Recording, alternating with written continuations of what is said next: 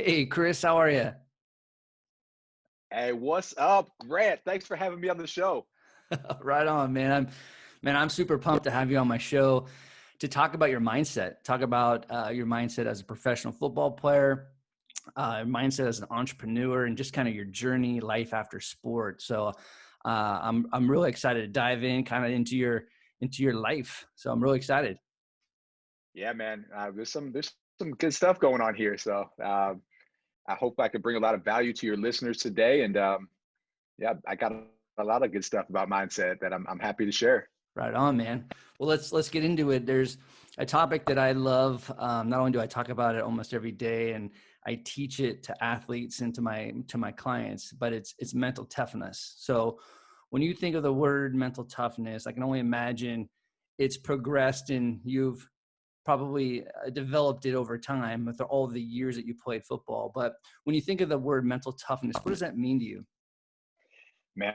And when you say mental toughness, I think of man, the old school coach mentality, man. You know, where every single day after practice you're running sprints and after you finish, you have overtime.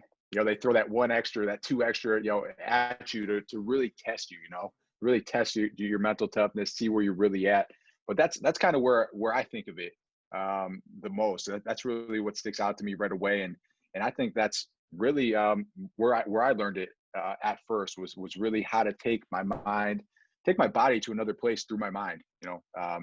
Really push myself to that next level by being mentally tough. That's beautiful. And when you think about all the years you played the game of football and all the different levels from high school, college to the NFL, can you share a specific time? And I know there's probably tons that you can think of, but that one moment where you had to be mentally tough, where it sticks out in your career. Yeah, absolutely. There's man, there's a lot. I could Right. I could give three right off the top of my head. I was cool. My dad, he brought in a speed coach for us.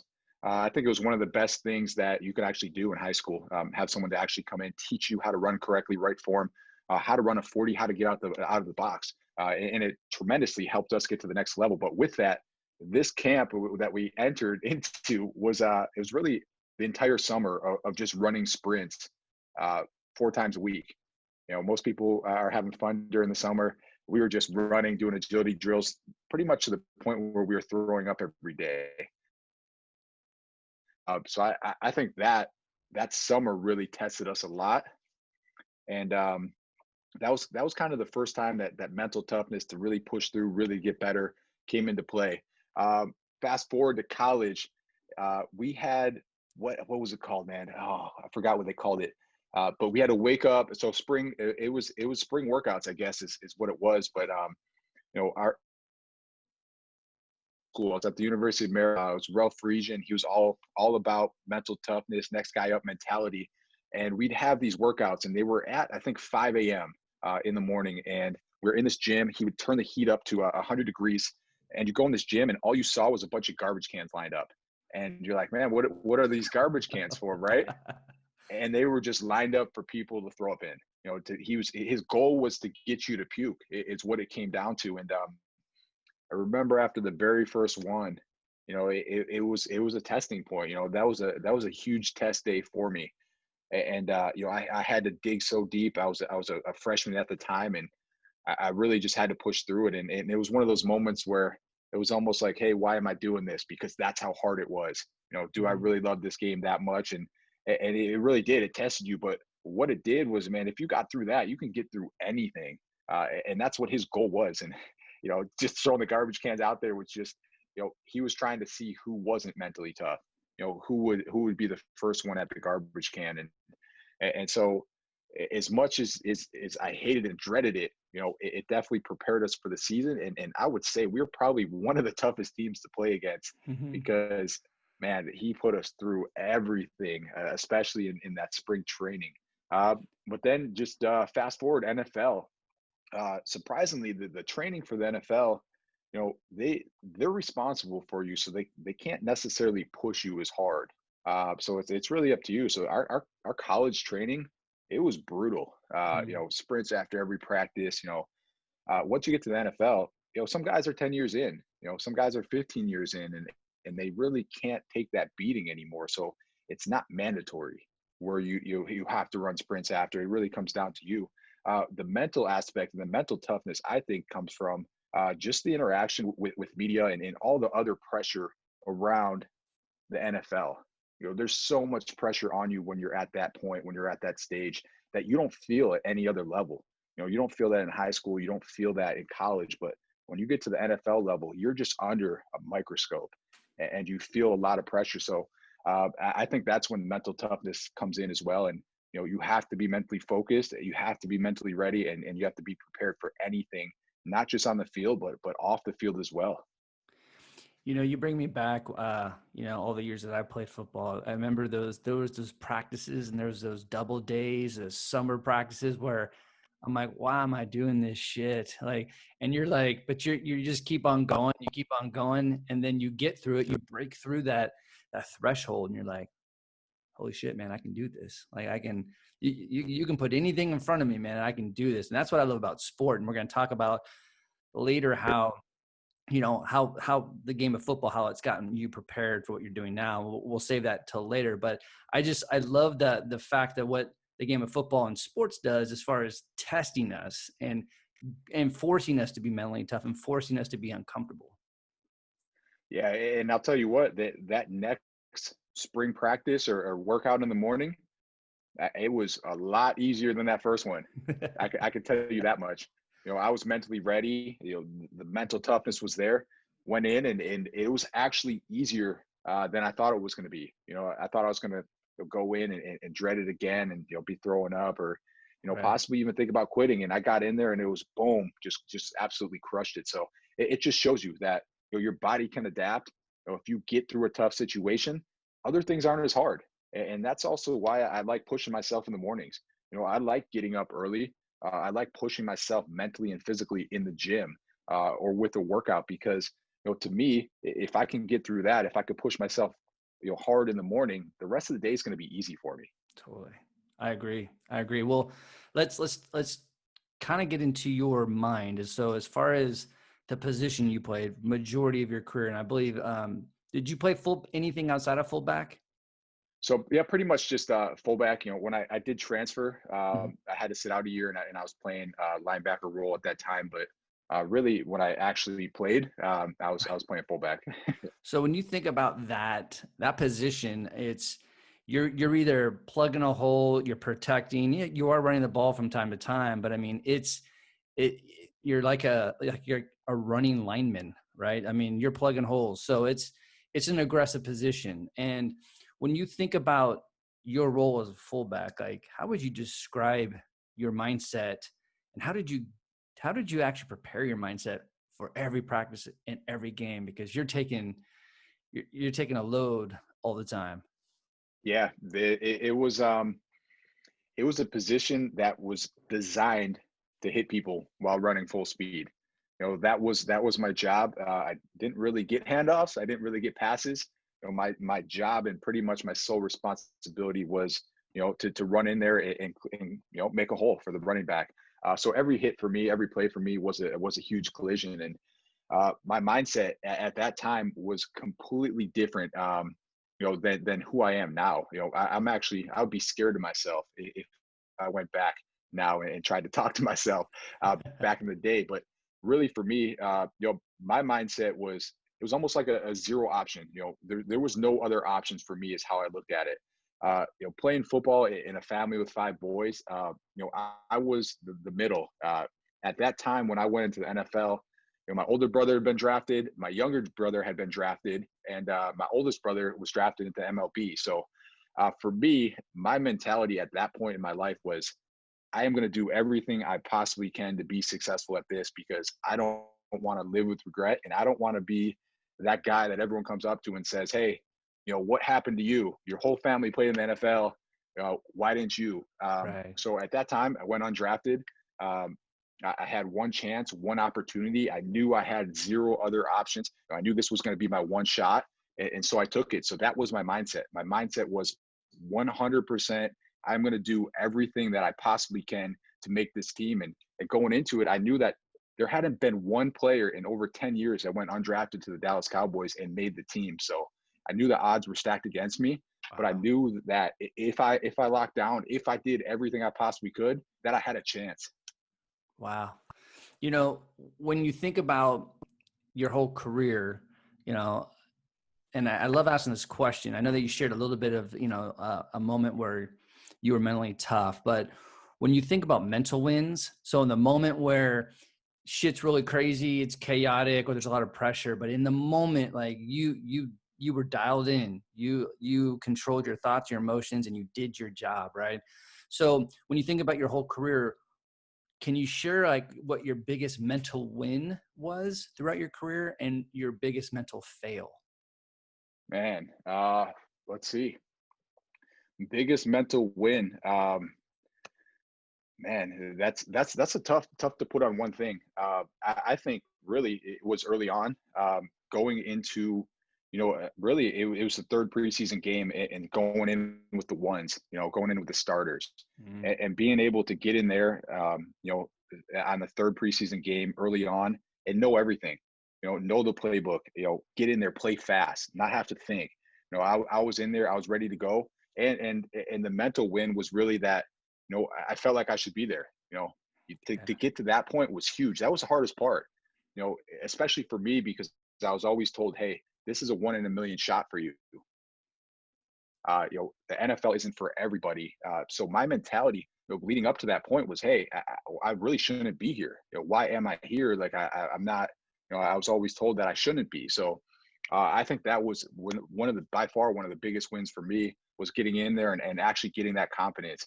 Feeling like I deserved to be there. Walking in that huddle and guys, being excited to see me in there and saying, hey man, let's do this. So I think that was a huge mental win, for me, for sure. So mental so the mental, I guess, letdown. Yeah. Yeah, so that's a tough call. There's different times. Some people actually point to, there's one play in my career that, Tony Romo got hurt and I got blamed for it. Mhm. I wouldn't say it was a mental letdown. The part of it, maybe after it might have been Mhm. because I let it get to me. It was something that, it got blamed on me. They said I missed a block, and Tony ended up breaking his collarbone on the play. What people didn't know is that we had this entire, game plan, that we were going to get out quick. We were going to help our tackles because we had a new starting tackle for the game.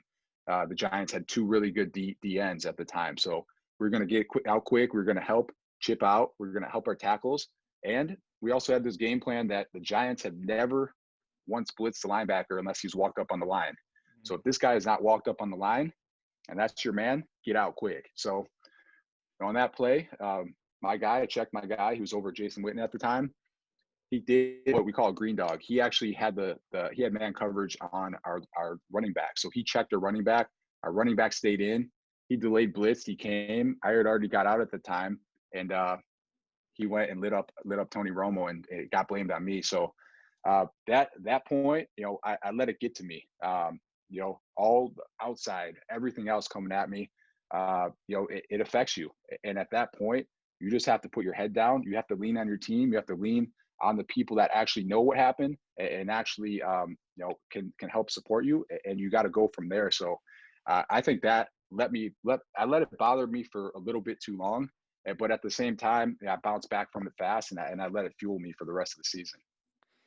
I think thank you for sharing that. I think it's huge to talk about these, however you want to call it, right?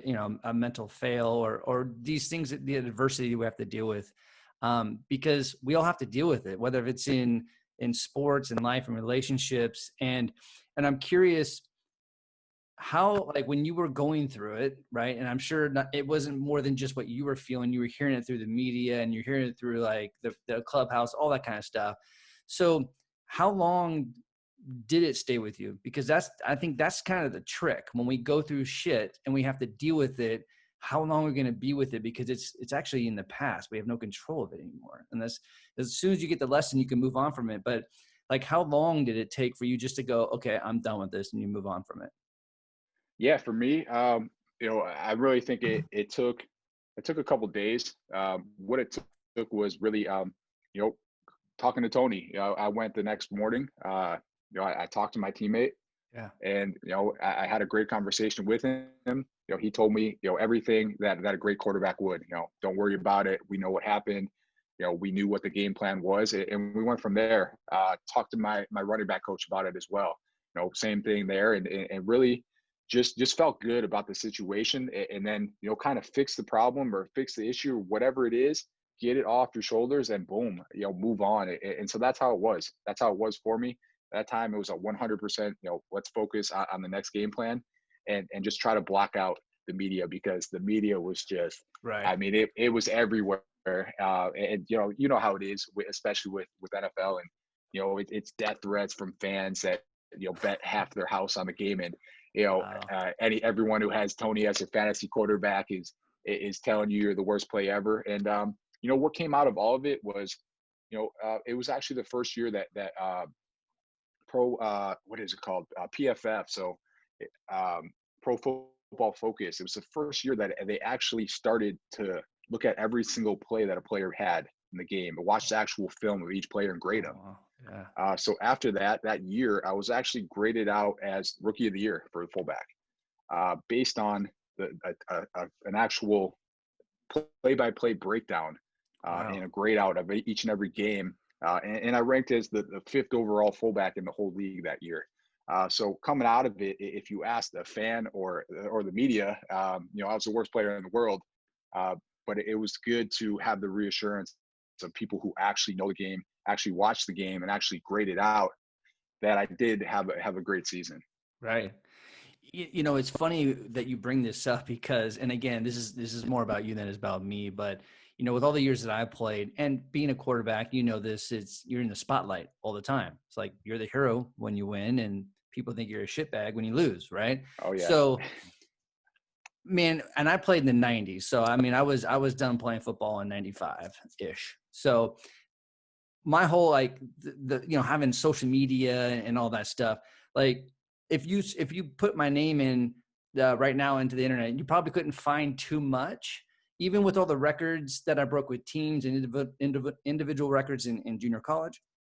But there's that one game that if you put my name in, it's my worst game out of the 13 years that I played, out of all those. So when people like want to, they hear that I was a quarterback, they see that I threw 4 interceptions, 2 pick six. I was sacked like 5 times. I was 4 for 12. They're like, holy shit. But I'm like, that's not the representation of who I am. And at least as an athlete, right? So it's a little bit different, but I get it. It's like, it's not that one game or that one play that defines really how good I am as an athlete. Yeah, absolutely. And yes, it's never one play either.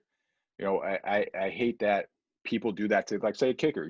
At the end of the game, it comes down to a kicker. If he misses the 45 or 50-yard field goal, he lost the game, right?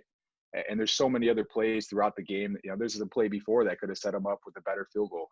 There's so many other things. I mean, it's a team game at the end of the day, and Right. it never comes down to one play. It's definitely it's a team effort through and through. So it definitely, to put all that pressure on one person, and blame one person for any one game is just crazy. But I Right. understand how it happens, and I'm a fan now myself, so I get it, man. I get from the fan aspect how it happens, because you are so passionate about it. It's Right. your team. You want them to win. So it's super frustrating when they don't win, and it comes down to that one last play that it all kind of falls on. So I get Yeah. it, but people just have to think about it from both sides every once in a while. Yeah, absolutely. And you growing up in Buffalo, are you a Buffalo fan?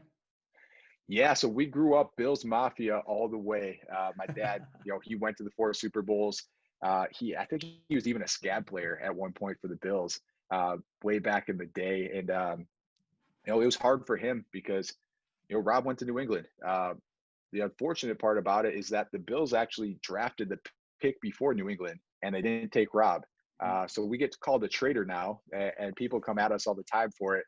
But really, at the end of the day, we all know, the draft, you don't choose where you go. You're fortunate to really get drafted and play anywhere.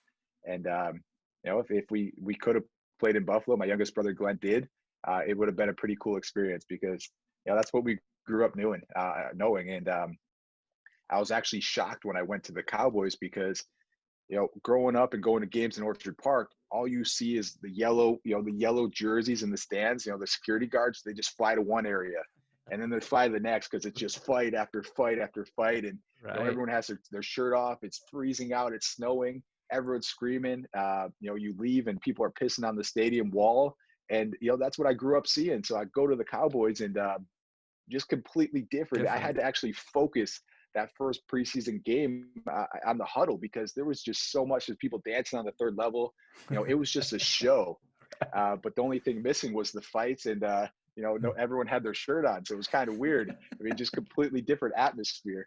But yeah, I had to get used to that. So that was really the first time, I've been in the stadium where it was kind of just controlled, whereas Buffalo was just mayhem, man. And that's what I Yeah. grew up knowing. So it was a little bit different for me. Well, it's great. And I know we didn't talk about this on the front end, but I'm actually a Buffalo Bills fan, and I'm kind of an anomaly because I was born and raised in the Bay Area. I live in San Francisco. So growing up as a kid and also being a quarterback, everyone's like, it was either back in the day, it was either Joe Montana or Jim Plunkett.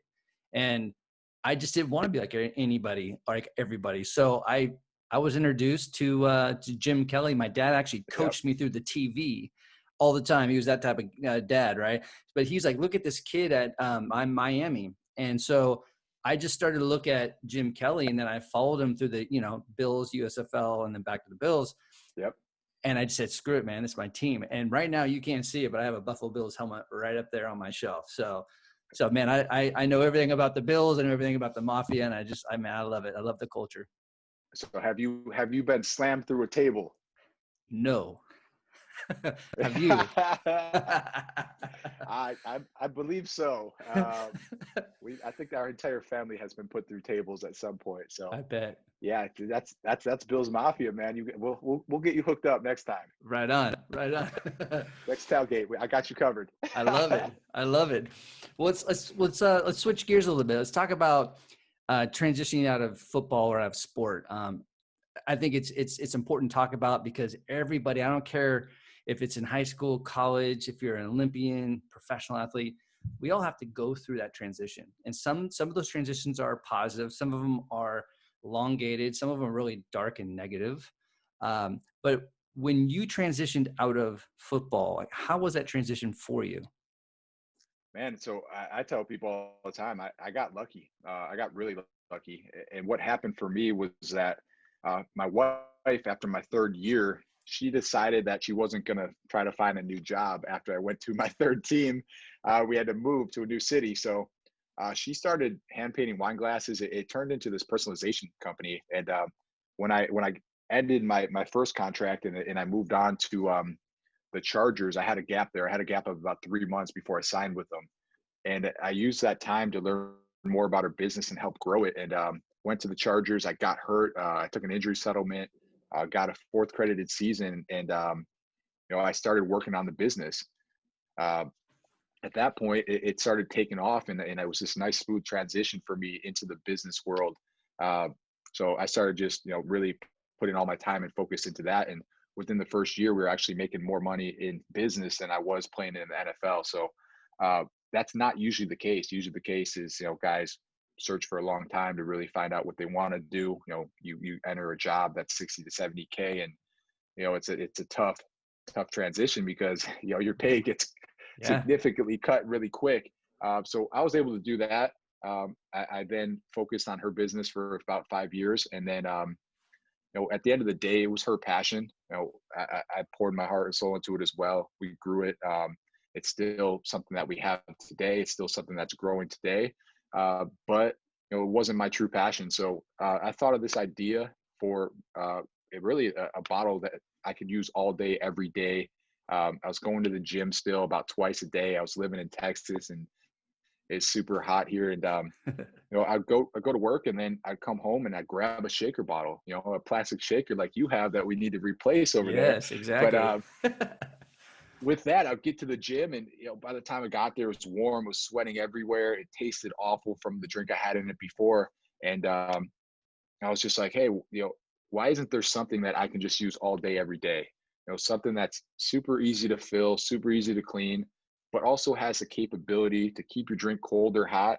And it, can actually blend and mix up powders if I need to grab a shake when I'm at the airport or on the go, or wherever I might be. So that was kind of when it hit me like, hey, first off, I'll just go get one, right? I'll go home and I'll find one on Google or Amazon or whatever it is. And went home and looked, and there was really nothing out there. There's a ton of insulated bottles, but there was really nothing that was, easy to fill, easy to clean, and easy to mix. Mm. And I love shaker bottles. I love the pop top, the super easy open. So I was like, man, I'll just make something for myself. That was really the goal. Let's make something for myself that I can use all day, every day. Even if it's at the pool, it will come to the pool with me. So let's do this, and that's how it started. So really, it's a side hustle. Was still working for my wife, doing it on the side. We're able to get about 80,000 in sales in the first 6 months. Really get a proof of concept just by hustling, going to shows, using Amazon at that time, and then we're able to get on ABC Shark Tank at the 6 month point. And at that point, got offers from all 5 sharks, closed a deal with Mark Cuban and Alex Rodriguez, and went from 80,000 in the first 6 months to over 3 million in the next 12 months. And it's just been a good ride since then. And each and every day is still, trying to get better and trying to figure things out. Wow. And I wanted to bring up the whole Shark Tank experience because, I've seen so many people up there do incredible pitches and have incredible products. And I've seen some of them kind of just because they're in that moment and they've failed. They weren't necessarily emotionally prepared to be in the spotlight and to talk about all the value props and all that good stuff about the product. So, you being a performer and being in the spotlight and competing at an elite level, how was that moment for you when you had to pitch the ice shaker? Were you nervous? Were you just full of excitement? You're like, screw it, I've been here before. I know how to kind of perform in the spotlight. Like, what was that moment like?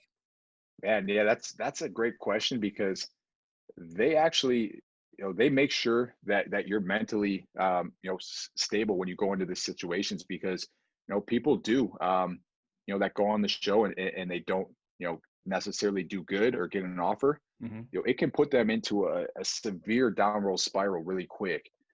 So they that is something that they do put a focus on and they check in on, because this is a huge opportunity for people, and it can be super, super mentally stressing. So leading up to it, there's a ton of preparation. There's a ton of stress. I mean, this is, for most people, one of the biggest moments of their life. I think it was for me as well. Probably with everyone that's going on stage. But if I would say, hey, what was more stressful, starting an NFL game or pitching on Shark Tank, it's going to be an NFL game all day, every day. I mean, I could remember putting my hand down in the first game I started. I was going against Lance Briggs and Brian Urlacher. I was actually running an ISO against Brian Urlacher on my first play against Chicago, and I was shaking. I was shaking, and man, like that's one of the craziest moments you could get to, I feel like. So going on Shark Tank, what was good about it was, I was able to prepare. I had the ability to watch 8 episodes before, 8 seasons actually before, and really just get to know each and every shark, get to know all the questions. And when you're that prepared for something, it's not that bad. You're going to have the initial nerves. Once you start talking, you get through those initial nerves, you're good to go. So what also really helped me as well was my family was there. I 2 minutes into it, I scream into the back room, and 4 of my brothers run out and give me a chest bump. And at that point, yeah, it's just game on, man. Like that's easy after that. So Right. that wasn't too bad. And I would say all day, definitely football, and the nerves from that was a lot more than having to pitch on Shark Tank. Got it. Well, and we talked earlier in the show about what the sport of football, or just sports in general, like how that prepares us for life.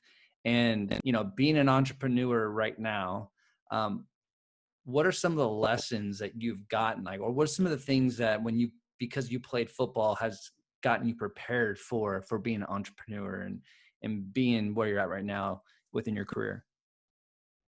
Man, everything is really the answer. It really is. It's so similar. You as an entrepreneur, all the success is based on what you do. The work that you put in. So you're working long hours. For football, you're waking up at 6 a.m. You're putting that work in. And for football, you have a 12-hour day, all day, every day. So the hard work is there, but so many other things. So what I like to tell people is, the playbook. The playbook in football is huge. People Huge. don't realize how big the playbook is, but I tell people I wasn't the best athlete. I wasn't the best player, but I was the best option because I knew the playbook. I got through injuries, I got through college, and I was reliable. And that's how business is as well. You got to study the playbook. You got to study your opponents. You have to study your customer base as well. So a lot of it is studying as well. And then I think that time management is huge. I Mm. think this is something that I learned in college, because at a college day, you can't go back and relive college because it is a grind as a student athlete. Once you get out of that and you get into the NFL, you're kind of like, wow, like I got some time finally. I just have to focus on football. This is kind of nice. Right. And man, every single hour in college was dedicated to something. You woke up, you had mandatory study hall. You woke up, you went to workouts, then you went to class. Then you went back and you went to practice, and then you got out of practice, you went to mandatory dinner, and then you got home and you studied for the next day, either your playbook or for your classes. And then on the weekends you're doing projects, and at the same time you're still trying to have fun and party. So that time management, that was huge. If you could get through college as a student athlete and succeed, and I was a an honor roll student in college as well. So if you can pull that off, that's huge. That is going to prepare you 100% for an entrepreneur, because as an entrepreneur, your day is never going to be the same every day. Right. It's going to be a roller coaster ride up and down every single day, and you're going to be doing things that you never thought you were doing. I was sitting there on a scissor lift the other day, changing light bulbs in a new warehouse. Never thought I'd be on a scissor lift at 30 feet high changing out light bulbs, but there's so many things that you just have to do and you have to figure out. And so all that hard work, the grind, figuring things out, I think that all comes from football and sports in general. And then the last thing, which I think is the biggest piece that I actually think I made a mistake with and waited too long for, was the whole teamwork aspect. As an athlete, as someone that works hard, it was very, very hard for me to bring in other people to divvy off work. I always felt like, hey, I'll do the work, I'll get it done. What I didn't realize is that I can work an 80-hour work week. That didn't bother me. I was used to the hard work, but I still, at that point, I could not do it at the same level if other people could, if I brought them in and they had more time. So I was Right. maxed out. I was limiting myself. And at that point, it was really all about teamwork. It was, hey, if we want to win a championship, if we want to scale up, if we want to be the best company, we got to bring in a team around us that can win that championship. So the teamwork aspect was huge. And it was actually something that I was missing for a while, and was a big mistake for me, and really something that I put a lot of focus on in 2020. And we've seen a ton of growth because of it. That's awesome. That's awesome. One more question here before we sign off here. It's it's kind of a deep question, more of on reflection on your whole career in life. But with all the things you've gone through, all the success and even failures, what do you think you've learned the most about yourself? Man, that's what I've learned the most is I was thinking about it last night. So I was in the warehouse till about 9:30. I woke up at 4, went back, and for me, what I learned the most is that it's kind of that zero option mentality is what I think has been successful for me. You know, that's kind of how I think, and I think I learned that from football, and really throughout my whole life was, you just have to look at it and say, hey, there's no other options but to win. There's no other option but to get better each and every day, and that's how I look at it. So I'm sitting there, I'm grinding all day. I'm at this warehouse, and I'm like, man, I could just walk away from this. I'm set. Like, I never had to start this business or anything like that. But for me, every day, there's no other option but to get better and to continue to be successful. So that's how I look at it. Awesome, man. Awesome. Well, how can my listeners connect with you on social media and also, more importantly, buy your product, the Ice Shaker? Let them know where they can go. Absolutely. So check us out at iceshaker.com. We're on social media as well at iceshaker bottle. So iceshaker bottle on Facebook, on Twitter, Instagram. And then check me out at Chris Gronkowski. I'm on pretty much every platform, but we're all about just sharing knowledge, sharing value, workouts, motivational tips, recipes, all that. So you'll see my kids as well. Got three boys, and just always having fun, man.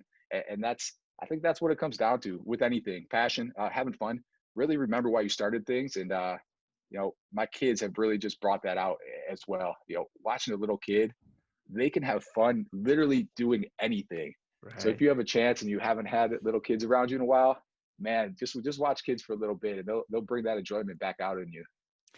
I will say this, just being a spectator and where I sit, that's one thing that you can't deny between you and the rest of your brothers. Like when you guys are in pictures and you guys are together, it's like you guys are having fun. And even, your brother Rob, when he's playing as well, he just looks like he's having a blast, right? So it's like, it seems like the fabric and the foundation of you and your brothers is still all about having fun. Yeah, man, you have to. You have one life to live, and live it to the fullest. And man, never regret anything. So that's how we've been. That's how we've always been. And man, there's no reason to live life any other way. Right on. Right on. Chris, man, thank you so much for being on the show. Just sharing your passion, your energy, and your mindset, and sharing your awesome new company. I really appreciate it, man. It was an honor. Grant, thanks so much for having me, man. Right on.